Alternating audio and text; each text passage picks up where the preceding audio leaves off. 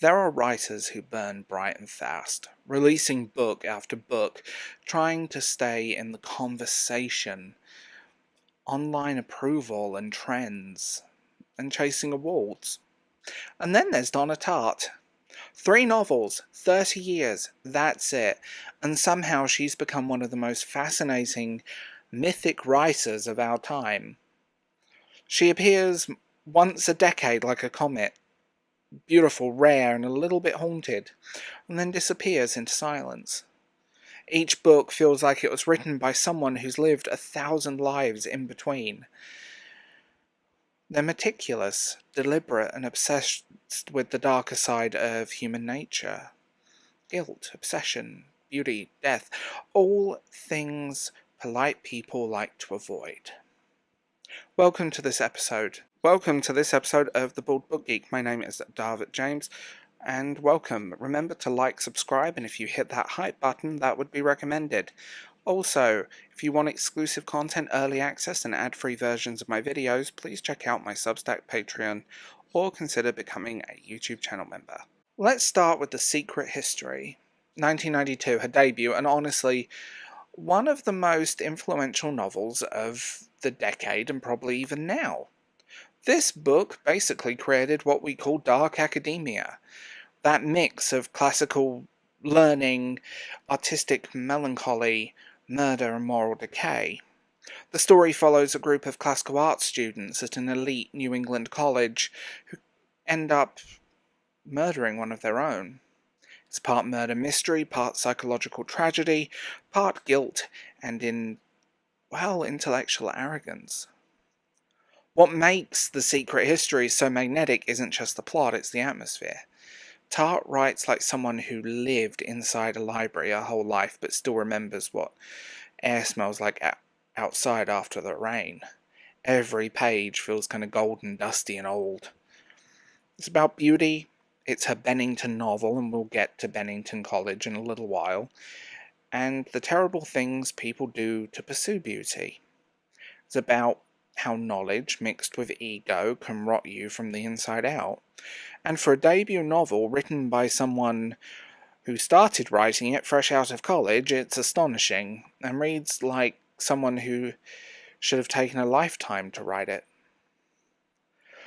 Then, a decade later, The Little Friend. Probably her most misunderstood work. It's slower, it's not neatly packaged, it's darker. It's set in Mississippi. You can feel her southern roots bleeding through every page. The story follows a young girl trying to solve the murder of her brother, a death that hung over her family for years. But The Little Friend isn't a mystery in the traditional sense. There's no neat solution. Instead, it's a descent into obsession, grief, and the loss of innocence. It's filled with snakes, humidity, religious heresy, and that thick southern atmosphere where everything feels like it's melting in the sun. The pacing is deliberate, almost punishing, but it mirrors the character's own tunnel vision. If The Secret History is about intellectual decay of the privileged North, The Secret History is about the moral rot of certain southern towns. Both about corruption, just viewed through different lenses. And it's a shame people overlook this book, because it might be one of her most thematically rich. It's Tartt at her bleakest and most ambitious, a novel that refuses to comfort you. And honestly, first time I read it in my late teens, I remember coming out of that last page and feeling like I'd been punched in the gut. Now, The Goldfinch in 2013. And yes, she's overdue for a new novel, by the way. Her prize winner, and probably the one most people know. It opens with a bombing at an art museum where a boy named Theo survives, clutching a painting. The Goldfinch, which becomes the axis of basically his life. It's a huge book, sprawling, Dickensian, full of love, ambition, lots of guilt, and the search for meaning. It's part coming-of-age story, part heist, part existential odyssey. For me, the Goldfinch is where Tart's precision meets her ambition, sometimes perfectly, sometimes not. There are parts that are breathtakingly good, like the sections in Vegas.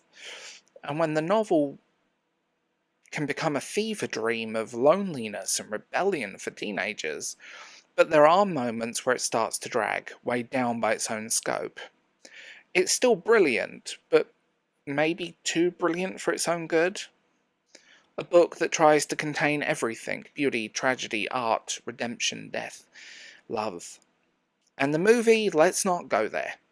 The film completely missed the tone and the texture and the richness of Tart's writing.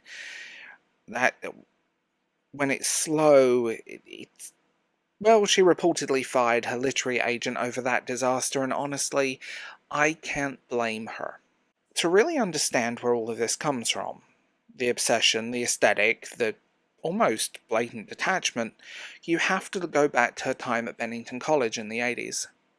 There's a podcast called Once Upon a Time at Bennington College that dives into this era, and the Mississippi Chippy episode gives you a fascinating glimpse into how Tartt was.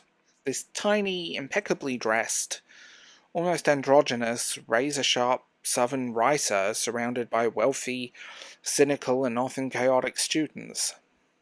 She was there alongside people like Bret Easton Ellis, Jonathan Lethem. It was a pressure cooker of ego and creativity. And you can feel those dynamics echoing through the secret histories. The privilege, the glamour of decay, it all kind of starts there. Bennington was this place where art, ambition, excess, ridiculousness all collided, and out of that storm came Donna Tartt, someone who managed somehow to take all that chaos and turn it into literature. And what sets Tartt apart today is she refuses to play a game. She's not online, she doesn't do interviews, not carefully curated as a brand. You can't buy Donna Tartt merch. Does not exist. She doesn't have a website where you can buy a t-shirt, which is kind of refreshing if you want the honest truth, with a lot of major writers just feeling like you're buying a thing. She takes decades to write because she can. She's chasing perfection, not attention. And the result of that is her novels feel like a world built brick by tiny brick. Not rushed, not recycled, but earned. You can't skim read a Donna Tartt novel.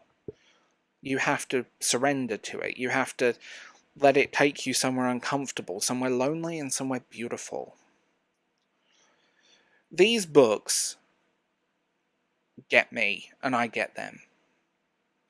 3 books, 30 years, and somehow she shaped entire subculture, inspired generations of writers, and kept herself intact.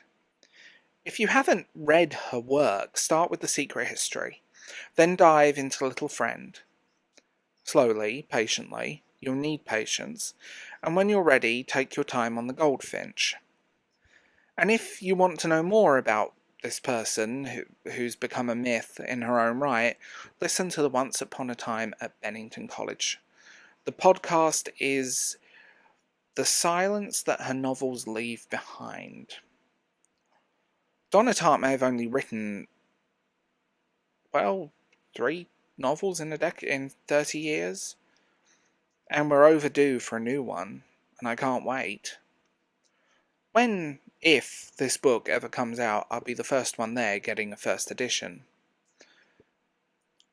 and I will stop the world to read it.